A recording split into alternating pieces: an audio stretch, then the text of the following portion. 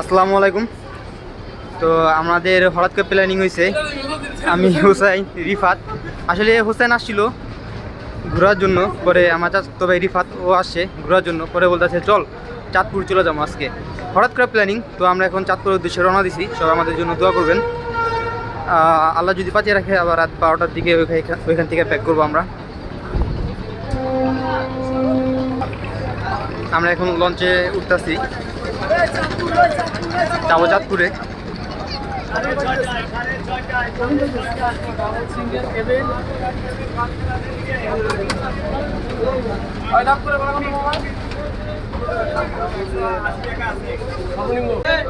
এখান থেকে আমরা টিকিট নিয়ে নিলাম 580 টাকা দিয়ে।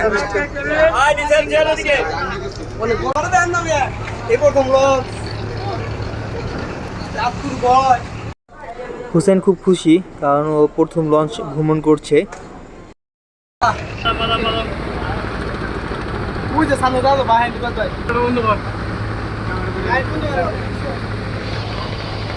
একটু পরে লঞ্চ ছেড়ে দিব। আমাদের প্ল্যানিংটা হুট করে হয়েছে, যাই কালার মতো ভালো মতো যেতে পারি। কোন দিকটা দেবো?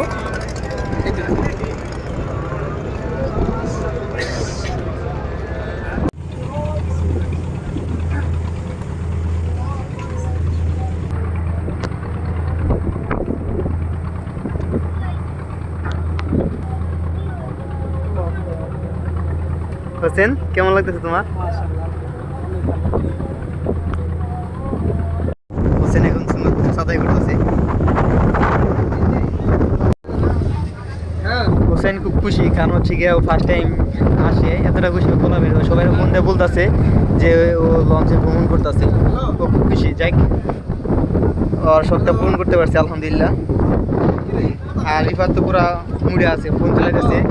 ও আর পরে এত মিস করতেছে যে ও আর পরে ফোন দিয়ে দেখাইতেছে যে ভিডিও কল দিস করে। আমি ভাই সিঙ্গেল মানুষ, আমার বিষয় আলাদা। আমি আর হোসেন সিঙ্গেল।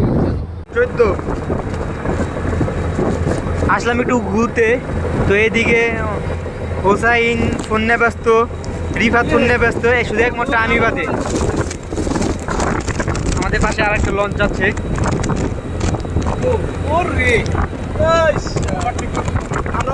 এখন মুন্সিগঞ্জে ঘাটে আসছি।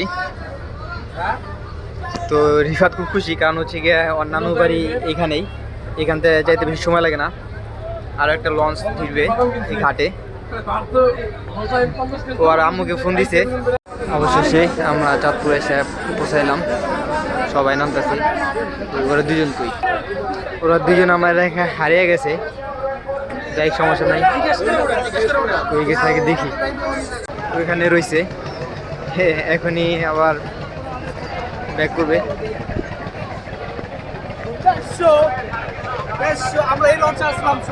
এখন বড় লঞ্চে যাবো।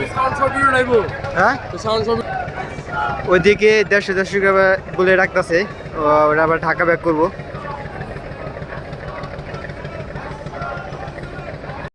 এক মিনিট, তো আমাদের ঘোরা শেষ, এখন আমরা আবার ঢাকা চলে যাব। হোসেন খুব টায়ার্ড হয়ে গেছে, তো এখন আমরা চলে যাব। আজকের মতো এই পর্যন্তই, সবাই ভালো থাকবেন। আসসালামু আলাইকুম।